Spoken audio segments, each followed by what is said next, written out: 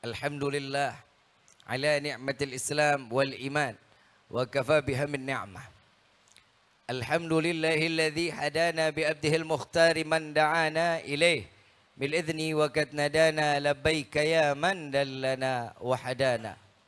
Shalla alaika Allahu bari'uka alladzi bika ya musyaffa'u khassana wa habana. Ma'alikal adhari ma'dini sirrikal asma' fahum sufunun najati himana. Labbaik ya Rasulullah, labbaik ya Nurullah, labbaik ya Habiballah. Pertama-tama limpahan puji serta syukur kita panjatkan ke hadirat Allah Subhanahu wa taala yang Maha Agung, yang Maha Luhur, yang Maha Bijaksana, yang alhamdulillah di malam yang penuh dalam keberkahan dan kemuliaan ini Allah kumpulkan kita di dalam majlis yang berkah, majlis yang penuh dalam kemuliaan. Semata Allah menginginkan tertempelnya kemuliaan kepada kita semasa hidup, dan insya Allah kemuliaan ini akan terbawa sampai di akhir umur kita. Dan mudah-mudahan tatkala datangnya umur kita, penyebab daripada acara ini Allah jadikan kita dalam kematian mati husnul khatimah. Amin ya rabbal. Salawat beserta salam terlimpah curah keharibaan Nabi besar Muhammad sallallahu alaihi wasallam beserta keluarga, sahabat hingga umatnya sampai yaumil qiyamah. Amin ya rabbal alamin. Ayyuhal hadirun jamaah rahimakumullah. Tadi Rifki begitu masuk udah dapat satu amanah. Habib, Rifki kalau bisa jangan lama-lama. Ini perut udah lapar, kebuli takut kering ntar jadi rengginang katanya. Insya Allah nggak lama selesai, jam 2:30 insya Allah. Ibu bapak yang dirahmati oleh Allah, tidaklah mudah seseorang mendapatkan kemuliaan dengan penuh keistimewaan, ilmu, dengan adab, dengan akhlak. Sebagaimana Nabi Muhammad SAW yang telah banyak membimbing, membawa kita dari yang gelap menjadi terang, yang tidak tahu menjadi tahu. Nabi SAW yang kita kenal betul di dalam Al-Quran, akhlak yang paling baik adalah akhlak Nabi Muhammad SAW. Akhlak yang paling mulia adalah akhlak Nabi Muhammad SAW. Ada sebagian ulama mengatakan, bukan Nabi menjadi mulia karena akhlaknya, tapi akhlak karena tertempel dengan Nabi menjadi mulia akhlak tersebut. Barang siapa seorang hamba yang tertempel, yang menjalankan di dalam kehidupan ini penuh dengan akhlak, maka orang tersebut menjadi mulia karena sebab akhlak itu pernah tertempel oleh Nabi Muhammad SAW. Di hari ini alim ulama kumpul, para habaib, para zuriyah Nabi SAW sama-sama mengirimkan doa, bermunajat kepada Allah, kepada seorang orang tua yang dimana anaknya memberikan satu kebahagiaan dengan cara mengingat. Tidaklah seseorang anak akan mengingat orang tuanya kecuali anak tersebut dilabelkan oleh Allah sebagai anak yang saleh-salehah. Di Tarim di Hadramut Yaman ada seorang anak, bukan orang yang ahli ilmu, tapi beliau adalah seorang pedagang. Salah satu ada orang saleh saat melintasi makbarah tersebut ada beberapa magam, dan disitulah dengan dalam saat beliau lewat daripada tempat makam tersebut, malamnya beliau bermimpi. Di dalam mimpinya tatkala banyak orang yang ada di dalam TPU tersebut berebut doa dengan cahaya yang begitu megah, tapi ada satu orang tidak merebut dengan apa yang dilakukan oleh orang-orang lain. Lalu beliau ditanyakan, wahai saudaraku, apa yang mereka rebutkan itu adalah doa dari para kaum muslimin muslimat, dari masyrik ilal maghrib, dari barat sampai ke timur. Mereka berdoa, meminta dan bermohon agar mereka, kami yang ada di alam kubur ini, yang ada di alam barzah ini, mendapatkan pahala dari apa-apa doa yang telah disampaikan. Lalu kenapa engkau tidak mengikuti dengan apa yang mereka lakukan?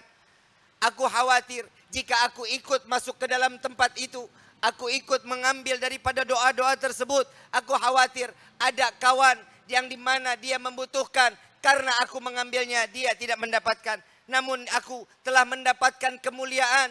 Aku telah mendapatkan kebahagiaan. Apa yang kau dapati? Aku saat ini telah mendapatkan doa yang begitu besar dari anak-anakku. Apa yang dilakukan oleh anakmu? Saat itulah dicari tahu beliau saat pagi setelah sholat subuh. Ini orang soleh cari. Kenal nggak sama si fulan? Kenal nggak sama si fulan? Dapat ternyata ini anak tukang minyak wangi. Saat beliau datang bertanya, wahai anakku, saya ingin minyak wangi yang ini. Saat dikeluarkan minyak tersebut diberikan, ini tuan. Lalu mulutnya komat kamit nggak pernah berhenti. Ditanya berapa harganya, sekedar dengan jawabannya sekian. Lalu beliau komat kamit lagi. Dan di saat itu pembeli, si orang soleh ini bertanya, wahai anakku, bukankah aku sebagai pembeli? Bukankah pembeli adalah raja? Engkau harus melayani kami dengan baik. Jawaban dari anak tersebut, pemilik toko minyak wangi tersebut, beliau mengatakan, wahai tuan, jika aku banyak berucap, sedangkan aku mewajibkan diriku menghatamkan Quran di dalam satu hari, yang aku kirimkan hatam Quran ini untuk orang tuaku. Kemanfaatan bagi orang yang hidup adalah sesuatu kemuliaan yang diberikan oleh orang yang hidup, maka orang yang telah tiada akan mendapatkan kemuliaan. Inilah pentingnya ilmu, inilah pentingnya guru. Maka dari itu jangan jauh-jauh dari para alim ulama. Dan kami, hakul yakin, sahibul haul telah mendidik putra-putrinya dengan adab, dengan akhlak, dengan keilmuan Nabi Muhammad SAW.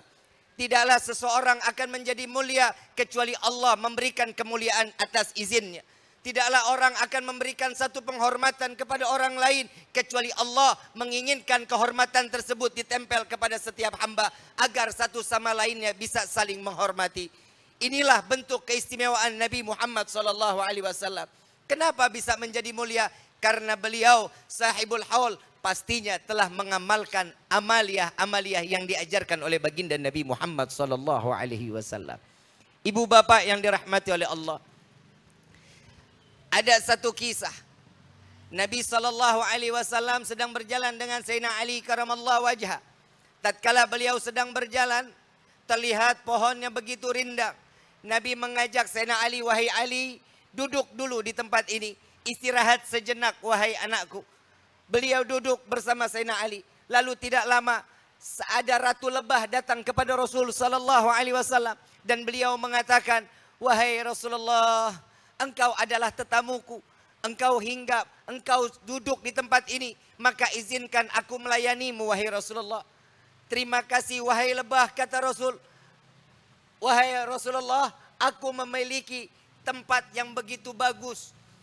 Insya Allah madunya akan terasa lezat.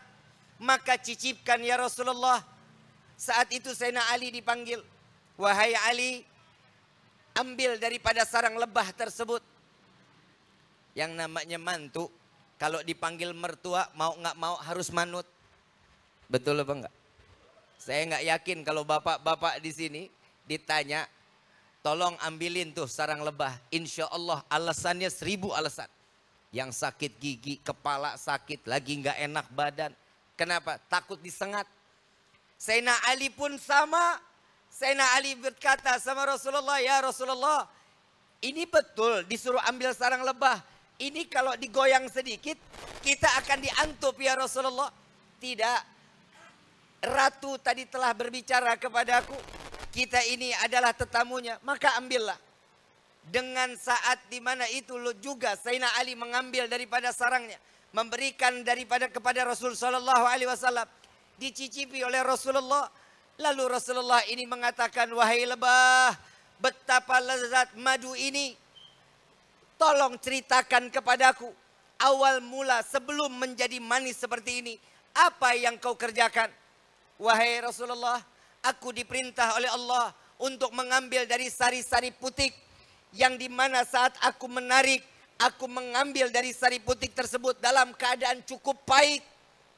Lalu apa yang membuatnya menjadi manis? Saat aku ingin keluarkan madu ini, aku diperintahkan oleh Allah untuk bersolawat kepadamu wahai Rasulullah, maka inilah yang keluar dalam keadaan manis dan cukup lezat.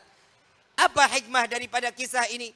Tidaklah sesuatu akan menjadi nikmat, tidak akanlah sesuatu akan menjadi indah, tidaklah sesuatu akan menjadi manis jika Nabi SAW tidak ada di dalam diri kita. Maka ayuhal hadirun, didiklah anak, didiklah putra putri kita untuk mengenal Nabi Muhammad SAW. Siapa Nabi Muhammad? Dialah yang membawa kita sampainya kita duduk di dalam majlis ini. Hari ini jika disuruh memilih untuk kembali ke dalam rumah atau duduk di dalam tempat ini dengan penuh ilmu, maka semua akan mengatakan tidak ada kesempatan untuk melangkahkan kaki pulang ke dalam rumah.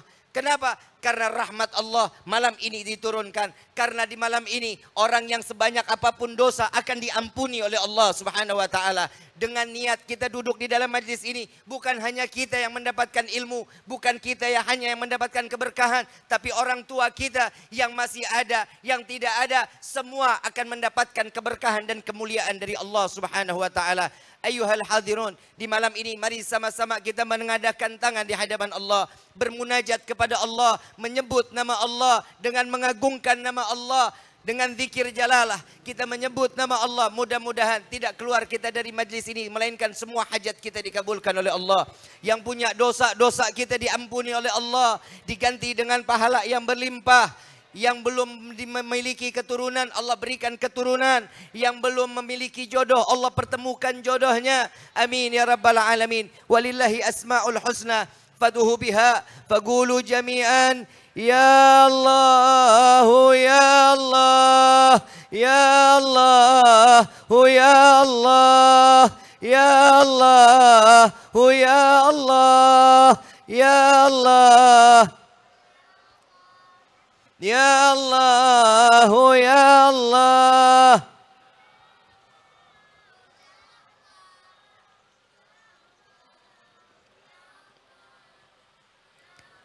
Ya Allah, ya Tuhan kami, dengarkanlah panggilan kami para pendosa ini ya Allah. Ya Allah, dengarkanlah panggilan kami para ahli maksiat ini ya Rabb. Yang telah lama lisan ini tidak lagi pernah menyebut mengagungkan namamu ya Allah. Wahai Rabbi, bukankah Engkau yang membawa kami ke dalam majlis yang mulia ini? Bukankah Engkau yang mengizinkan kami duduk di dalam majlis yang penuh keberkahan ini? Wahai Rabbi, pandanglah kami dengan kasih sayang-Mu ya Allah. Pandanglah kami dengan kasih sayang-Mu ya Allah. Wahai Rabbi, di malam ini kami menengadahkan tangan di hadapan-Mu. Tangan yang berlumur dengan dosa.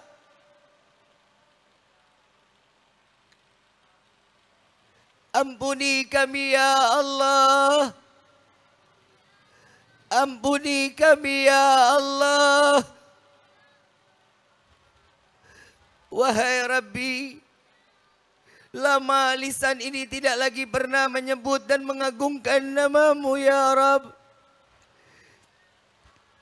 Di malam ini izinkanlah kami mengagungkan dan memuliakan nama-Mu ya Allah. Wahai Rabbi,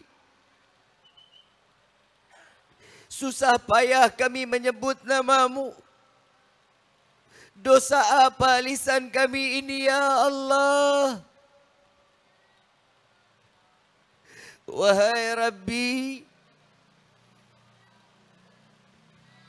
izinkan di malam ini kami mengemis kepadamu. Kami berharap kepadamu. Dengan banyaknya pikulan dosa yang telah kami lakukan di dunia ini, ya Allah, ampuni dosa kami ya Allah. Terima taubat kami di malam ini ya Allah. Berikan kami taufik dan hidayah-Mu ya Allah. Wahai Rabbi, Jangan kau ambil nyawa kami terdahulu sebelum kau ampuni dosa kami ya Allah, ya Allah, ya Allah, ya Allah.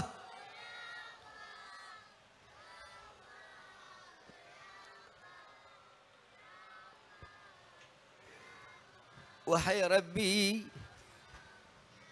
bukankah Engkau maha mendengar ya Allah? Bukankah Engkau maha melihat ya Rabb? Pandanglah kami di malam ini yang sedang mengemis di hadapan-Mu. Memohon di malam ini agar taubat kami Kau terima ya Allah. Jangan Kau ambil nyawa kami terdahulu ya Rabb. Jika Kau matikan kami penuh dengan dosa, sungguh kami tidak akan sanggup menerima siksaan sakratul maut.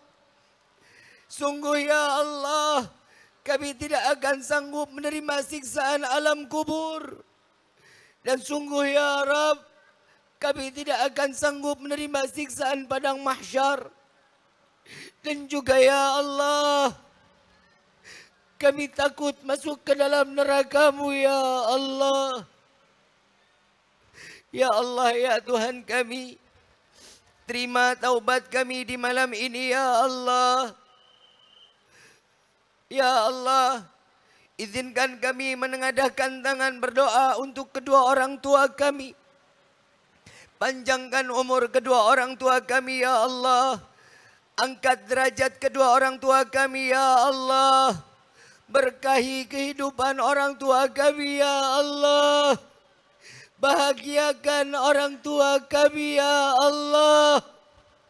Dan izinkan kami membahagiakan kedua orang tua kami dengan membawa mereka untuk menjalankan ibadah haji dan umrah dan berziarah ke makam Sayyidina Muhammad. Ya Allah, ya Tuhan kami, ampuni dosa kedua orang tua kami. Jangan karena perbuatan dosa kami di dunia ini, jangan Kau tempel kepada kedua orang tua kami ya Allah. Izinkan mereka dalam selalu kebahagiaan.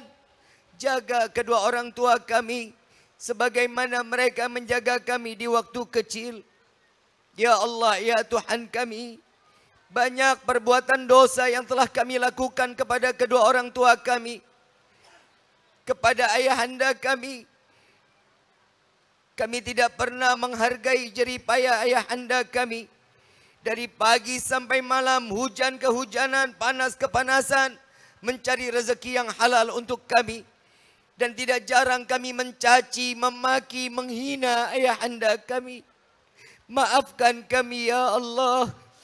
Ampuni dosa kami ya Allah. Begitu pula kepada ibunda kami. Kami tidak pernah menghargai pengorbanan ibunda kami saat melahirkan kami ke dunia ini. Antara hidup dan mati beliau korbankan. Jika harus memilih saat kami dilahirkan ke dunia ini, dirinya yang harus mati atau kami yang harus mati, pasti ibunda kami akan mengatakan, ya Allah, ampuni. Izinkan anakku lahir ke dunia ini. Biarkan aku yang kembali kepadamu ya Allah. Dan izinkan kebahagiaan disertainya kepada anak-anak kami. Ya Allah, begitu besar pengorbanan ibunda kami. Tidak jarang kami mencaci, memaki, menghina ibunda kami. Ampuni kami ya Allah. Maafkan kami ya Rabb. Begitu pula kepada kedua orang tua kami yang telah tiada. Lapangkan kubur mereka ya Allah. Jadikan kuburnya raudhah min riyadhil jannah. Terangkan kubur mereka dengan rahmat-Mu ya Allah. Jangan Kau biarkan mereka dalam kesendiriannya di alam kubur. Kirimkan malaikat-Mu untuk menemaninya sampai datangnya yaumil qiyamah. Jadikanlah kami anak-anak yang saleh-salehah, yang dapat membawa kedua orang tua kami sampai ke dalam syurga-Mu. Jangan Kau jadikan anak-anak kami sebagai kami, anak-anak yang durhaka, yang dapat melemparkan kedua orang tua kami ke jurang api neraka. Ya Allah, Bukan kesenangan semata kami ingin masuk ke dalam syurgamu. Bukan emas permata yang kau ciptakan yang berada dalam syurgamu. Kami ingin masuk ke dalam syurgamu. Melainkan karena ada manusia yang namanya berdampingan dengan namamu ya Allah. Maka masukkan kami ke dalam syurgamu bersama Sayyidina Muhammad. Sebagaimana kau kumpulkan kami di malam ini, kumpulkan kami kelak di dalam syurgamu bersama Rasul sallallahu alaihi wasallam. Ya ilahi wa maliki, anta ta'lam kaifa hali. Engkau yang maha mengetahui apa yang ada pada diri kami. Jaga guru-guru kami ya Allah. Angkat derajat guru-guru kami ya Allah. Panjangkan umur guru-guru kami ya Allah. Jauhkan daripada fitnah dunia maupun akhirat. Ya Allah, apalah arti kami sebagai murid. Kami tidak tahu bagaimana kami beribadah kepadamu kecuali daripada guru-guru kami. Laula murabbi ma araftu rabbi. Karena guru-guru kami dapat mengenalmu ya Allah. Mengenal kekasihmu Sayyidina Muhammad. Al-Fatiha bil-Qabul. Wa tamam kulli sul. Wa ila hadratir Rasul. Bisirril Fatihah.